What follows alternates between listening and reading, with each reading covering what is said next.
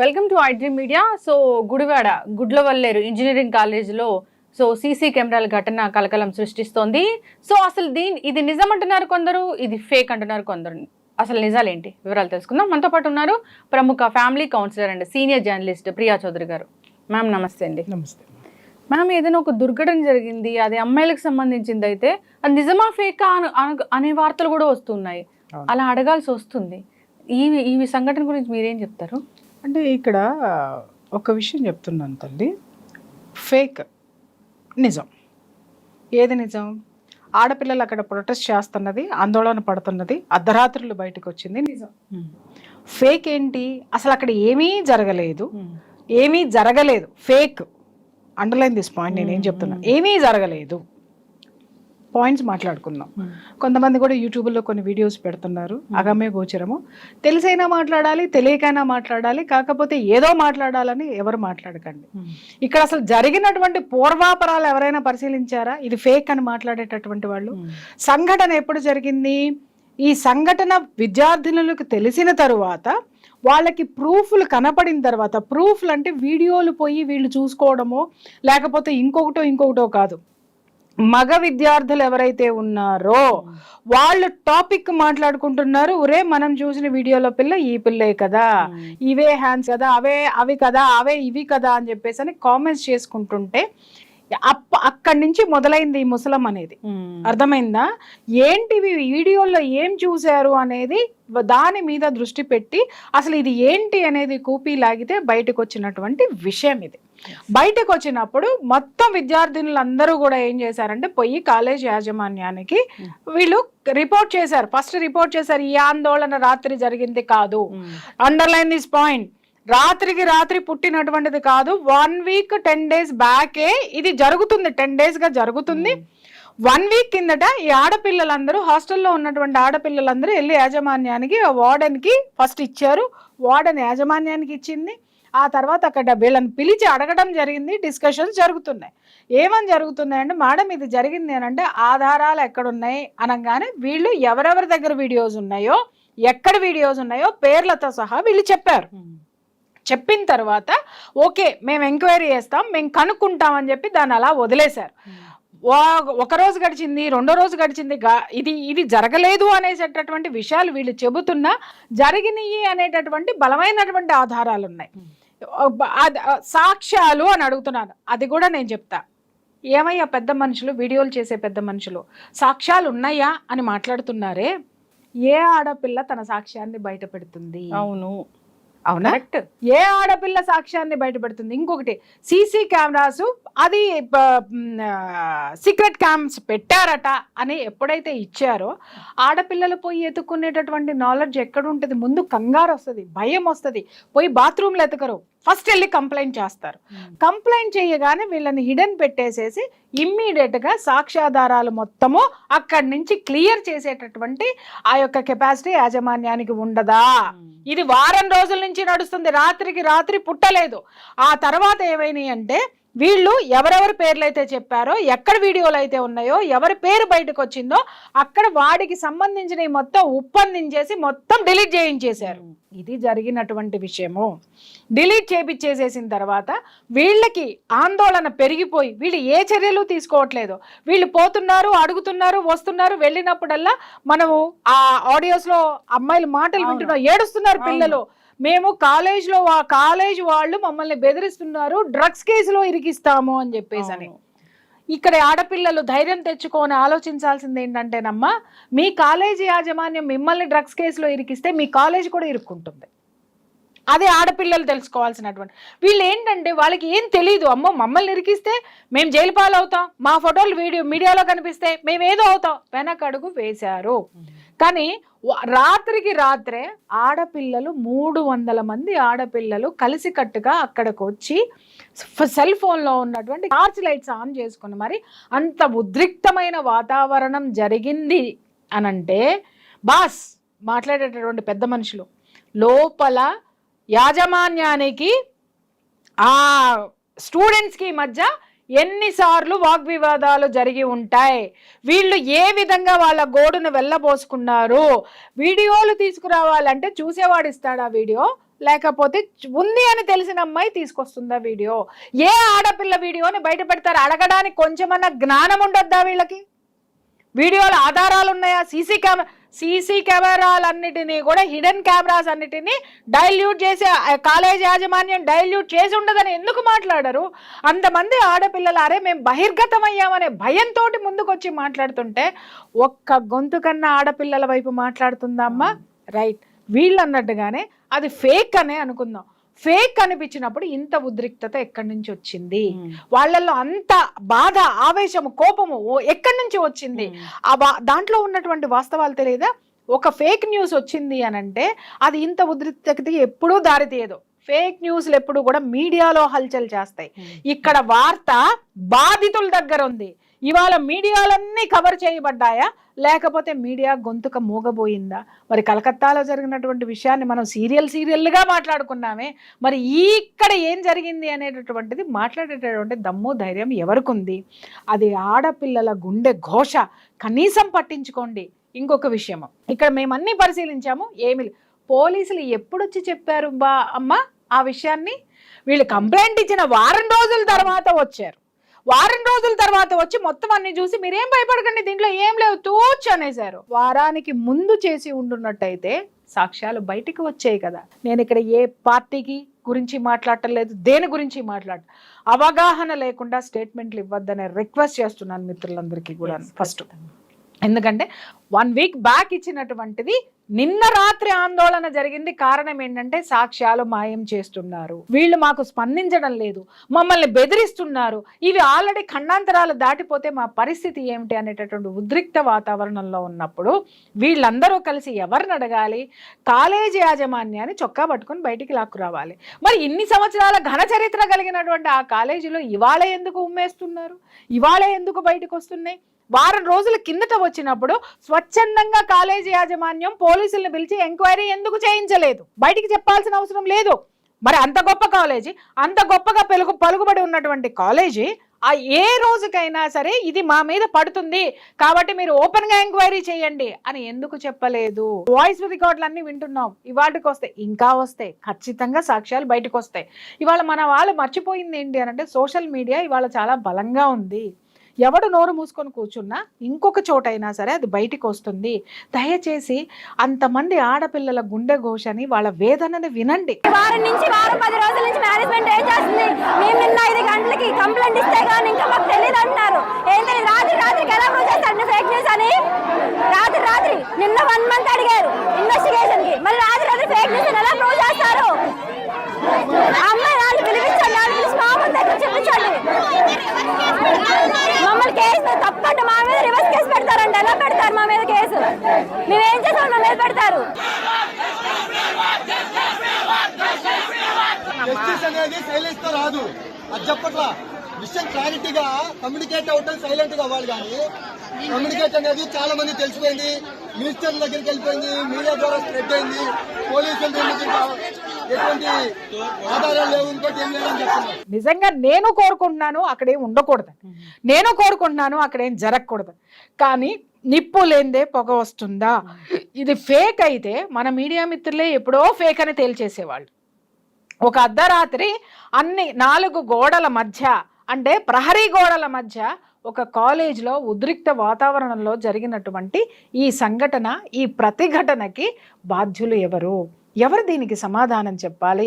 ఈ విధంగా చట్టం నోరు నొక్కేసి, లేకపోతే నిజం వాస్తవాల నోరులు నొక్కేసి, బాధ్యతాయుతమైనటువంటి జర్నలిజంలో ఉన్న మనం కూడా దాన్ని నొక్కేసి కూర్చుంటే రేపొద్దున నీ బిడ్డ నా బిడ్డ ఆ కాలేజీలకు పోతుంది. అలాగే దీనికి మనం ఈ రోజు ఊతమిచ్చి కూర్చున్నామంటే రేపొద్దున తప్పు చేసేవాడు మన ఇంటికే వస్తాడు డైరెక్ట్గా. ఇవన్నీ ఎందుకు ఆలోచించలేకపోతున్నారో నాకు అర్థం కాదు. దాన్ని చాలా లైట్గా తీసుకోమని వార్డెన్ చెప్తున్న పరిస్థితి కూడా ఉంది. సో ఏంటిది, ఎక్కడుంది ప్రొటెక్షన్ అనేది? యథార్థవాది లోక విరోధి అని చాలా వరకు కూడా నేను ఆడపిల్లలు జాగ్రత్తగా ఉండండి, ఎందుకు జాగ్రత్తగా ఉండాలో కూడా నేను చెప్తూ వస్తూనే ఉన్నాను ఎప్పుడు కూడా. చాలా మంది నాకు చూసిన వాళ్ళు చాలా మంది చెప్తారు, మేడం మీరు ఉన్నది ఉన్నట్టు చెప్తారు మేడం, మీరంటే ఆడపిల్లలకి ఇష్టం ఉండదు, మీరంటే ఆడపిల్లలు అంత లైక్ చేయరు. లైక్ చెయ్యమని నేను అడగల, వాళ్ళకి ఏ ప్రమాదాలు వస్తున్నాయో నేను ఎప్పటికప్పుడు హెచ్చరిస్తున్నా. దాన్ని తీసుకోకపోతే జరిగేటటువంటి అనర్థాలు ఇలాగే ఉంటాయి. వాళ్ళు లైక్ చేసినా లైక్ చేయకపోయినా నాకు పెరిగే ఆస్తులు లేవు, తరిగే ఆస్తులు లేవు. కానీ నేను చెప్పే విషయాలు పట్టించుకోకపోతే మాత్రం నష్టపోయేది మాత్రం ఆడపిల్లలే. నిజంగా చెప్తున్నాను కదా. ఎందుకు అనంటే ఎన్నోసార్లు చెప్పాను నేను. ఇవాళ నిన్నగాక మొన్న ఒక్కటే సూత్రం అమ్మ. ఇక్కడ వచ్చేటటువంటి ఒక పెద్ద దరిద్రం ఏంటి అనంటే ఈ ఓయో రూములకి తలుపులు బాగా తెరిసి అవతల పారేశారు. ఈ ఓయో రూములకి ఓయో అనేవాడు ఎవడు, అసలు ఎక్కడి నుంచి వచ్చాడు, అసలు వీడు ప్రతి ఒక్క హోటల్ని ప్రతి ఒక్క చోటుని, ఇంకా చెప్పాలంటే ఇప్పుడంటే అపార్ట్మెంట్లు కూడానంట వాడే తీసేసుకొని అనైతికమైనటువంటి చర్యలకి వాడు పాల్పడుతుంటే చట్టం ఏమి చెయ్యట్లా. చట్టం పక్కన పెట్టండి, ఎందుకంటే చట్టం అకార్డింగ్ టు లా పనిచేస్తుంది. సమాజానికి ఏ విధమైనటువంటి భయంకరమైనటువంటి విపత్తులు ఎదుర్కొంటున్నారు. ఇదే ఓయూ రూముల విచ్చలవిడితనంతో ఎన్ని సంసారాలు సుప్రీంకోర్టు తీర్పిచ్చిందనే ఒక దగుల్బాజీ మాటతోటి ప్రతి ఒక్కడు పెళ్ళాన్ని వదిలేసేసి ఇంకొక ఆడదానితో తిరిగి ఏం పిక్కుంటావో పిక్కు అంటున్నాడు. ప్రతి ఒక్కటి మొగుడిని వదిలేసి నాకు ఆల్రెడీ నాకు హక్కు ఉంది, ఇంకొకరితో తిరిగేటటువంటి హక్కు ఉంది, ఏం పిక్కుంటావో పిక్కోండి పోండి సంసారాన్ని పిల్లల్ని వదిలేసి ఒక శారీరక సుఖాలకి కక్కుర్తపడి సంసారాలని కుటుంబ వ్యవస్థని నాశనం చేస్తున్నటువంటి పరిస్థితులు ఇవాళ ఉన్నాయి. అవన్నీ పక్కన పెడితే ఇవాళ ఓయూ రూమ్ లో నేను చాలా సార్లు చెప్పాను, 14 సంవత్సరాల ఆడపిల్లల దగ్గర నుంచి ఓయో రూములకు వెళ్తున్నారు. ఓయో రూముల్లో ఇవన్నీ జరుగుతున్నాయి. ఈ రోజు ప్రతి ఒక్కడు నాకు డబ్బు వస్తే చాలు సమాజం ఎట్లా పోతే ఏంటి, ఎవడెట్లా పోతే ఏంటి అనుకుంటున్నారు. బాగుంది, వాడు వ్యాపారస్తుడు, బానే ఉన్నారు. కానీ ప్రతి ఒక్క తల్లి మీ ఆడపిల్ల ఇంట్లో నుంచి బయటికి వెళ్తే తిరిగి ఎలా వస్తుంది అనేటటువంటి ఆ యొక్క ఇది మీ దగ్గర ఉందా? ఇంకొక మాట, అసలు నేను ఇవాళ జరిగినటువంటి పరిస్థితి చూస్తే లక్ష్మి, ప్రతి ఒక్క ఆడపిల్ల సెల్ ఫోన్ లో GPS పెట్టాల్సినటువంటి అవసరం ఉంది. 100%. ఆ పిల్లలు ఎక్కడికి వెళ్తున్నారు, ఎక్కడుంటున్నారు, ఏం చేస్తున్నారు. ఈ కాలేజీ దగ్గరకు వస్తే అమ్మాయి చాలా పెద్ద పొలిటీషియన్ కూతురు, ఆ పొలిటీషియన్ బెదిరించాడు, కాలేజ్ బయటికి రావద్దు, మా అమ్మాయి పేరు బయటికి రావద్దు, వచ్చిందంటే డ్రగ్స్ కేసులో ఇరికిచ్చేసి ఇంట్రాగేషన్ చేసి మిమ్మల్ని సావగొట్టేస్తాను అని చెప్పేసి అని.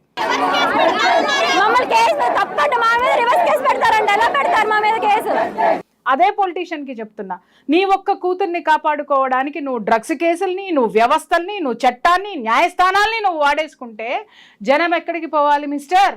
నీ యొక్క ఆడపిల్ల ప్రాణము మానము నీకంత ముఖ్యమైనప్పుడు మరి 300 మంది ఆడపిల్లల మాన ప్రాణాలని కాపాడవలసినటువంటి ప్రజాప్రతినిధివి నోరు మోయించి కూర్చోపెడితే సమాజంలో ఉన్న ఏ ఒక్క ఆడపిల్లకి భద్రత ఉండకుండా ఎంతమంది దరిద్రుల్ని తయారు చేస్తున్నారో మీరు ఒక్కసారి ఆలోచించండి. ఈ పొలిటీషియన్ అనే మాట వాస్తవం అయితే ఆ పొలిటీషియన్కే డైరెక్ట్ గా చెప్తున్నాను నేను. ఇంకొక విషయం అమ్మా, ఇది వినిపిస్తాను. పొలిటీషియన్ అని మీరు అన్నారు కాబట్టి ఆ హాస్టల్ వార్డెన్ వాయిస్ ఒకటి బయటకు వచ్చింది. దాంట్లో ఏం మాట్లాడుతుంది హాస్టల్ మేడం, అసలు మీరు ఆడవారేనా ఏమ్మా, ఒక అమ్మేనా, ఒక బాధ్యతాయుతమైన వార్డెన్ అంటే అర్థం ఏంటండి? మిమ్మల్ని కాపలాగా పెట్టారు, వాళ్ళ యొక్క బాధ్యతలు చూసుకోమని చెప్పారు, వాళ్ళ యొక్క రక్షణ యొక్క బాధ్యత మీ మీద ఉంది. వాళ్ళని చదివించడం, వాళ్ళ ఏమున్నా వాళ్ళని కాపాడటం, వాళ్ళని చూడడం అనేది ఓకే. అవన్నీ పక్కన పెట్టేసి ఆడపిల్లలు వచ్చి మీ దగ్గరకు వస్తే మీరు మాట్లాడిన మాటలు ఏంటి అందరికీ వినిపిస్తాను నేను ఒక్కసారి. సైలెంట్గా అసలు ఏంటనేది తెలుసుకుని దాన్ని రెక్టిఫై చేసుకోవాలా, అల్లరి చేసుకోవాలా? ఫస్ట్ విషయం చెప్పండి నాకు. ఎందుకు అల్లరగా చేస్తున్నారు? ఇప్పుడు 2, 3, 4 సైలెంట్గా వచ్చి చెప్పడం దానికి ఏంటో సొల్యూషను, అదేంటో రైట్ ఆర్ రాంగ్ అనేది చేసుకోవడంలో తప్పలేదు. కానీ ఎందుకు అల్లరి చేస్తున్నారు? అలా అలా అలా అలా ఇంకా అసలు మన మీద మనం పొరత చదువుకున్నట్టేగా. ఎందుకు అసలు ఆవిడ ఏం మాట్లాడింది విన్నారా? ఏమంది దాంట్లో? మనం ఎందుకు 2, 3 వచ్చి చెబితే సరిపోతుంది కదా, గొడవ చేసుకోవడం ఎందుకన్నావు మేడం? గొడవ చేసుకోవడం ఎందుకంటే ఇది కుటుంబంలో భార్యాభర్తలు తగువ కాదండి బయట పెట్టుకున్నది, లేదా అన్నా చెల్లెలు కొట్లాడుకున్నది కాదు మేడం. 300 మంది ఆడపిల్లల మాన ప్రాణాలకి పరువుకి 300 కుటుంబాలు, 300 మంది తల్లిదండ్రుల యొక్క మానసిక క్షోభకి సంబంధించిన అతి జుగుప్సాకరమైన హేయమైనటువంటి చర్య ఇది. దానిని ఎంత లైట్గా తీసేసుకున్నావు మేడం మీరు? అసలు మీలాంటి వాళ్ళు ఇలాంటి ఉద్యోగాలు చేయడానికి అర్హత అనేది వీళ్ళకు ఉందా అమ్మా? అసలు ఈమె ఆడదేనా? అసలు ఎందుకు అల్లరి, అసలు ఎంత తాపీగా మాట్లాడుతుందంటే ఎందుకు అల్లరి చేసుకుంటున్నారు, అది జరిగిందా లేదా ప్రూవ్ చేసుకోవాలి, చేసుకున్న తర్వాత నువ్వు తీసుకున్న చర్యలు ఏంటి మేడం? ఏం తీసుకున్నావు అంటే నేను మాట్లాడకూడదు, జనం మొత్తం మిమ్మల్ని మాట్లాడుతున్నారు. ఆ ప్రశ్నలు చెప్తాను ఏమని అనంటే, నీ ఆడపిల్లల్ని ఇలాగే పంపిస్తున్నావా, లేకపోతే నువ్వు చేసే అనైతికమైనటువంటి చర్యలు ఇవేనా, అందుకోసమని మూసుకొని కూర్చుంటున్నావా, ఎవడికి తొత్తువి, ఈమె ఎవడికి తొత్తు, అక్కడున్న పొలిటీషియన్లక, అక్కడున్న యాజమాన్యానిక, నీకొచ్చేటటువంటి దిక్కుమాలిన జీతం కోసము, నీ దిక్కుమాలిన బ్రతుకు కోసము, నీ పరువును కాపాడుకోవడం కోసం అసలు నువ్వు బాధ్యత వహించాలి. పొరపాటో గ్రహపాటో జరిగింది, ఎందుకనంటే అది బాత్రూముల్లో పెట్టారు, చెక్ చేసుకోలేదు, లేకపోతే అసలు ఇక్కడ మానిటరింగే లేదు ఎక్కడ ఏం జరుగుతుంది అనేటటువంటిది. ఎందుకంటే ఇవాళ రేపట్లో ఎన్ని దౌర్భాగ్యాలు మనం ఈ టెక్నాలజీ సైబర్ క్రైములు మనం చూస్తున్నాం. ఈ సైబర్ క్రైమ్లు ఇలా జరుగుతున్నాయంటే ఆడపిల్లల యొక్క భద్రత కత్తి మీద సాము. ఆ కత్తి మీద సాము ఉన్నటువంటి సాము లాంటి బాధ్యతలో ఈవిడ ఉండి ఇలాంటి బాధ్యత రాహిత్యమైనటువంటి స్టేట్మెంట్లు ఇస్తుందమ్మా ఈవిడ. ఏమన్నా అర్థం ఉందా అంటే కాళ్ళు చేతులు వణుకుతున్నాయి ఆడపిల్లల తల్లిదండ్రులకి. మీలాంటి వాళ్ళు ఎంత తాపీగా మాట్లాడేసి తీసి పక్కన పడేస్తే ఉరి శిక్షలు అత్యాచారాలు చేసిన వాళ్ళకి కాదమ్మా, బాధ్యత లేని మీలాంటి బాధ్యత రాహిత్యమైన వాళ్ళకి వెయ్యాలి ఫస్ట్. ఎందుకనంటే అది నీ ఉద్యోగం కాదు, బాధ్యత. 300 మంది ఆడపిల్లల తల్లిదండ్రులు మిమ్మల్ని నమ్మి, ఒక వార్డెన్ ఉంటుంది, ఏమొచ్చినా చూసుకుంటుంది, ఒక తల్లిలాగా ఉంటుంది, ఒక తండ్రిలాగా కాపలాగా వస్తుందని మీ దగ్గర వదిలేసిపోతే ఏం మాట్లాడుతున్నారంటే పిల్లల్లో నైరాశ్యం నింపేస్తావు. ఏం చదువులు చెప్తున్నావమ్మా నువ్వు, అసలు ఏం చదువుకున్నావు, నీ క్వాలిఫికేషన్ ఏంటి నాకు ఒకటి చెప్పు. సంస్కారం అనేది అసలు వీళ్ళకుందా? ఇకపోతే యాజమాన్యం గత ఎన్నాళ్ళ మట్టి ఇది జరుగుతుందో తెలియదు. దాదాపు 300 వీడియోలు బయటికి వెళ్ళిపోయాయి. మేడం, ఆ కాలేజీ యాజమాన్యాన్ని కూడా అడుగుతున్నా, 300 వీడియోలు తాపీగా నువ్వు మాట్లాడినటువంటి విషయాన్ని వారం రోజుల నుంచి మీ దృష్టికి తీసుకొస్తే కనీసం ఎంక్వైరీ కమిటీ లేదు, కనీసం ఆ ఇష్యూస్ మీద ఎంక్వైరీ లేదు. ఎవరి కాళ్ళు చుప్చాపుగా కూర్చునేసరికి ఆడపిల్లలకి భయం వేసిపోయి వాళ్ళు అర్ధరాత్రి సెల్ ఫోన్లో టార్చ్లు పెట్టుకొని బయటకు వచ్చి యాజిటేషన్ చేస్తే ఇవాళ బయటకు వచ్చింది ఆ విషయం. లేకపోయి ఉన్నట్టయితే ఈ నిద్రాదేవి నిద్రమొకంది ఏం మాట్లాడుతుందో ఆ నిద్రాదేవి వాయిస్ గనక ఆడపిల్లలు అంటే ఇంకా ఎన్ని దరిద్రాలు అక్కడ జరిగేటటువంటివో. మీ కాలేజీలో మా ఆడపిల్లల్ని పెట్టింది మీ యదవలు పోర్న్ వీడియోలు తీసి ఇలాంటి నగ్న వీడియోలు తీసి అమ్ముకోవడానికి పంపించినామా అమ్మ? మేము మా పిల్లల్ని మీ కాలేజీలకి ఎందుకు పంపిస్తున్నాం? మేము మీకు లక్షలకు పోస్తున్నాం. దేనికి పోస్తున్నాం? మా పిల్లల జీవితము బతుకు బంగారు భవిష్యత్తు కావాలని. అంతేగాని బతుకుల్ని ఈ విధంగా బజార్ను పడేసేటటువంటి మీలాంటి బాధ్యత లేనటువంటి మనుషుల మధ్య కూర్చోపెడితే మేము ఎందుకు వదిలేస్తాం? ఖచ్చితంగా నేను చెప్తున్నా, వార్డెన్ ఎందుకంటే నేను ఆడవాళ్ళ మీద చాలా తక్కువగా వెళ్తానమ్మా, కానీ వెళ్ళానంటే మాత్రం అక్కడ బలమైనటువంటి కారణాలు ఉంటాయి.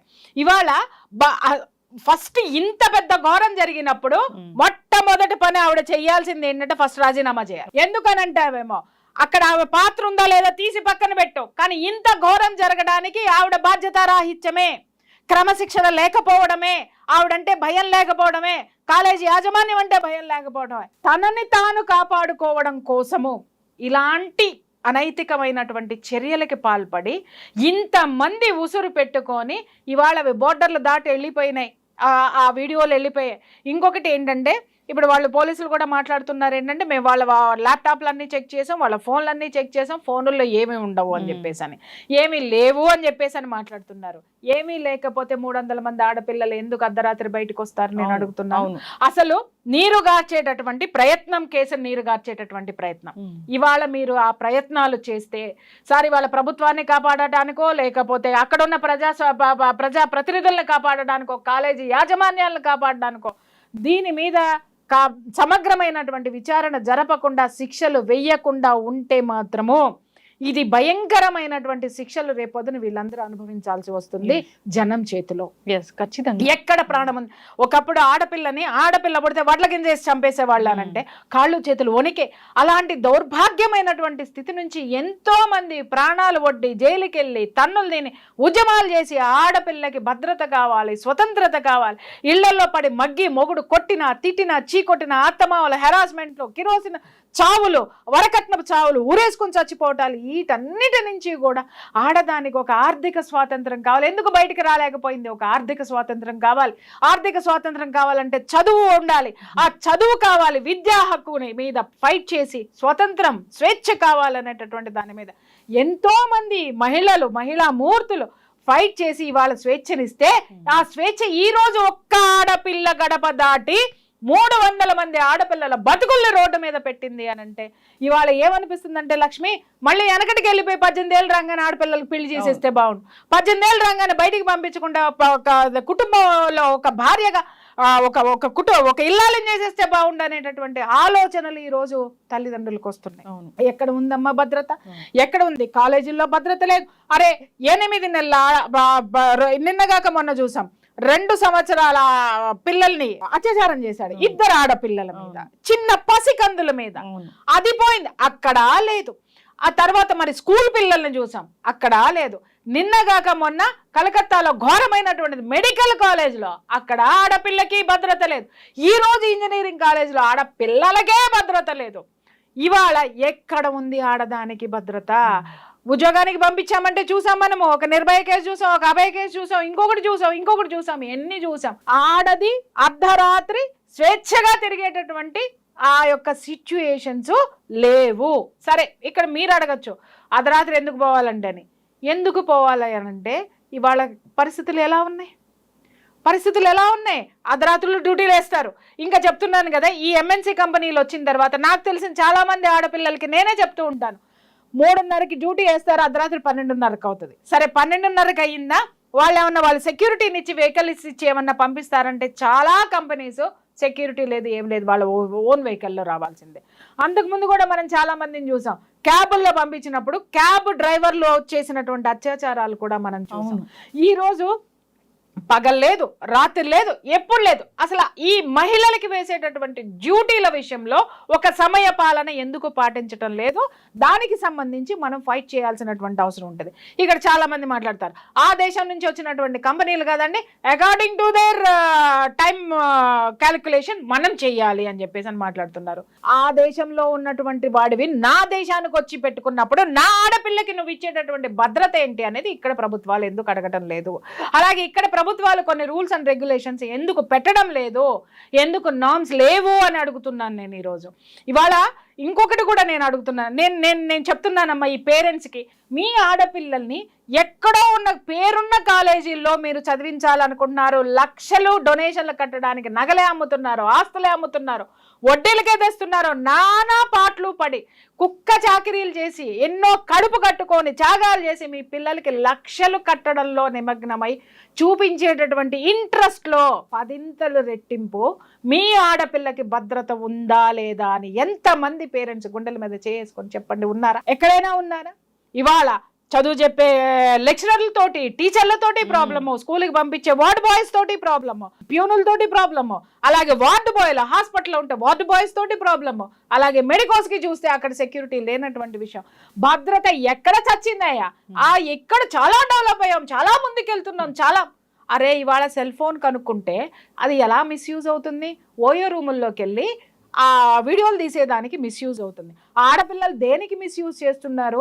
అమ్మ జ్ఞానం తెచ్చుకో, నీకు ఏదైనా సబ్జెక్ట్ తెలియదు ఉంటే ఇంటర్నెట్లో చూసుకొని చదువుకోమా అనే పేరెంట్స్ పంపిస్తే బాయ్ ఫ్రెండ్లతోటి చాటింగ్లు చేయడానికి దాన్ని ఉపయోగిస్తున్నారు అర్ధరాత్రులు. అలాగే మగపిల్లలకి ఇచ్చి ఒరే ఉపయోగించుకోరంటే వాడేం చేస్తున్నాడు, హాయ్ బేబీ బాగున్నావా అని చెప్పేసి అని ఇంకొక దాన్ని గెలికేటటువంటి రెచ్చగొట్టేటటువంటి ప్రయత్నాల్లో వీళ్ళు ఉన్నారు.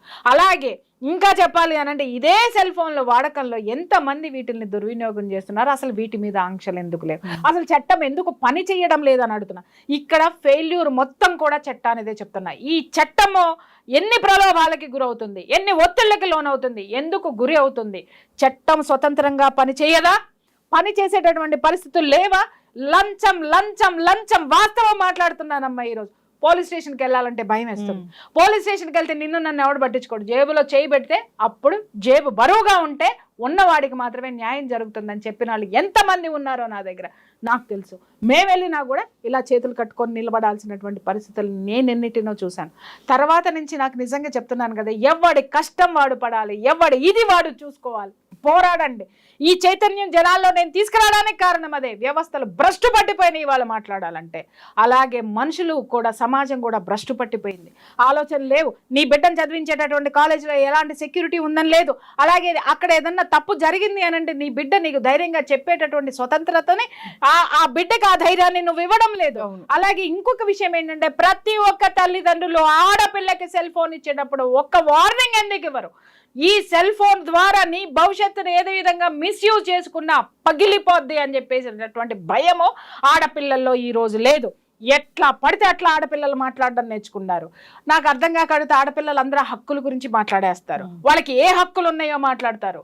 సామాజిక బాధ్యత లేదు వీళ్ళకి. తల్లిదండ్రుల మీద చూసుకోవాల్సిన బాధ్యత లేదు వీళ్ళకి. తల్లిదండ్రులు ఏ కష్టపడి చదువులు చదివిస్తున్నారో వాటిని మర్యాదపూర్వకంగా వాటిని అందిపుచ్చుకొని వాటిని కంప్లీట్ చేసుకుని ఒక బాధ్యతాయుతమైన సిటిజన్గా ఎదగాలనేటువంటి బాధ్యతలు మాత్రం మాట్లాడరు. వీళ్ళకి ఏం కావాలో మాత్రం మాట్లాడతారు. నీకు ఇచ్చేటండి ఒక కాలేజ్కి నువ్వు వెళ్ళడానికి నీకు సర్వీస్ చేసేటటువంటి ఒక బస్సులో ఎక్కావు, ఒక ట్రైన్లో ఎక్కావు, దాన్ని మెయింటైన్ చేసేటటువంటి ప్రభుత్వానికి కానీ ఆ సిస్టమ్కి కానీ నువ్వు ఇచ్చిన మర్యాద ఏంటి? అలాగే నువ్వు అనుభవిస్తున్నవి చాలా వరకు గవర్నమెంట్ ఇస్తుంది. గవర్నమెంట్ ఎవరి ద్వారా ఇస్తుంది? సమాజంలో నీలాంటి వాళ్ళు నాలాంటి వాళ్ళు కట్టే ట్యాక్సుల ద్వారా నువ్వు అన్ని బెనిఫిట్స్ పొందుతున్నావు. అమ్మా ఆడపిల్లలు మీరు చదివేటటువంటి చదువుల్లో అన్ని మీరు లక్షలు ఖర్చు పెడితే వచ్చే కాదు. మాలాంటి వాళ్ళము ప్రతి మానవుడు కింద ఉన్నటువంటి కామన్ మ్యాన్ కూడా పప్పులు ఉప్పులు కట్టినటువంటి ట్యాక్సులతోటే మీరు బతుకుతున్నారు. ఫీజు రీఎంబర్స్మెంట్ ఎవరి జేబుల్లో నుంచి వస్తుందమ్మా? ఈ ఆడపిల్లల్ని మగపిల్లల్ని నేను అడుగుతున్నాను. మళ్ళంటే వాళ్ళ ట్యాక్సులు కట్టబట్టి కదా, సామాన్యుడు ఉప్పు పప్పు మీద వేసుకునే పన్నులు కదా, సెల్ ఫోన్ రీఛార్జ్ ఎంత పెరిగింది, అలాగే డేటా ఎంత పెరిగింది, ఛార్జెస్ ఎంత పెరిగినాయి, ఇవన్నీ ఎవరి ద్వారా వస్తున్నాయి? మిమ్మల్ని పోషించడానికి, మీకు చదువులు చెప్పడానికి మేమందరం కష్టపడుతుంటే సమాజం ఎవరికి కావాలి అని మాట్లాడుతున్నారు. కొట్టాలి ఒక్కొక్క పిల్లోని కూడా. సమాజం ఏంటి అని మాట్లాడితే సమాజాన్ని ఇలా మాట్లాడి కదా భ్రష్టు పట్టింది. దిక్కుమాల అరే ఊరే తురే అరేటటువంటి వీడియోలన్నిటిని యూట్యూబ్ మీద ఎందుకు పడరు? యూట్యూబ్కి రిపోర్ట్ ఎందుకు ఇవ్వరు? ఇది సమాజాన్ని భ్రష్టు పట్టిస్తుందని. ఎవడికాడు వ్యూస్ వస్తున్నాయి, నాకు డబ్బులు వస్తున్నాయి. ఒక మర్డర్ జరిగిందంటే అనకూడదు కానీ పుంకాలు ఈడు పోయి అక్కడ మర్డర్ దగ్గరుండి చేసినట్టు చెప్తాడు. ఒక్కొక్కడు కూర్చొని ఈడు పోయి అక్కడ పోస్ట్ మార్టం చేసినట్టు చూసినట్టే చెప్తాడు. ఇంకొకటి ఈడు పోయి అక్కడ కూర్చొని ఆ కేసు వాడే వాదించినట్టు చెప్పేస్తా ఉంటాడు. ఎప్పుడు చెప్తారమ్మా?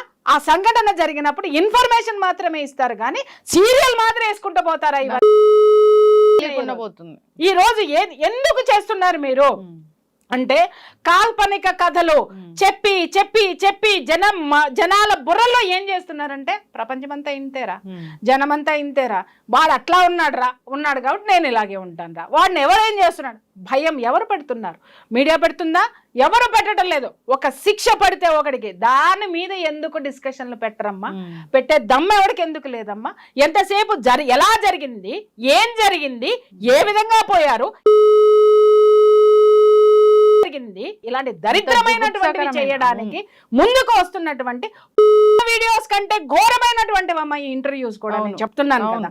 ఇలాంటి వాటిలన్నిటినీ ప్రోత్సహించడం వల్ల కూడా ఆ ప్రమాదం ఇవాళ ఇంతమంది మగపిల్లలు ఎందుకు తెగించారు? బ్లాక్మెయిల్ చేశారు. బ్లాక్మెయిల్ చేసి మిగిలిన తీసుకురండి అంటే చట్టం మనల్ని ఏమి చేయదు. అరే భయ్ ఇది యూట్యూబ్ అనేటటువంటి వెబ్సైట్లు అనేటువంటి అవి ఎక్కడో ఉంటాయి, మనల్ని ఎవడు పట్టించుకున్నా డబ్బు వారేసి బయటకు వస్తామనేటటువంటి ఒక భయంకరమైనటువంటి సిచ్యువేషన్ వాళ్ళలో ఉండబట్టే కదా అది ఎంత వేళ్ళలోనికి పోయింది ఆ భావన మగపిల్లల్లో. అందుకే కదా ఇలాంటి వాటికి వాళ్ళ పోలీసులు వచ్చి ఏం జరగలేదని చెప్పారు. అంటే 300 మంది ప్రొటెస్ట్ చేసి ఆడపిల్లలు వీళ్ళు ఎంత బాధ్యతారాహిత్యంగా ఇస్తున్నారు ఆ స్టేట్మెంట్ ని. ఎలా తీసుకోవాలమ్మా వీటన్నిటిని? ఎవరు నడపాలా? ఎవడు నడపడు. నువ్వు ఎంచుకున్నవాడు ఎవడైతే ఉంటాడో వాడు నడపాలి. వాడిలో స్ట్రిక్ట్నెస్ రావాలి, వాడిలో బాధ్యత రావాలి. అరే ఈ ఆడపిల్ల ఎవరో కాదు, నా ఆడపిల్ల, నన్ను ఎన్నుకున్నటువంటి ఆడపిల్ల, ఆ ఆడపిల్లకి నేను న్యాయం చేయాలి, నా రాజ్యంలో ఇలాంటివి జరగకూడదు అని ఎప్పుడైతే పాలకుడు అనుకుంటాడో అప్పుడు రాజ్యం సుభిక్షంగా ఉంటుంది. అలాంటి పాలకుల్ని మనం ఎన్నుకున్న రోజున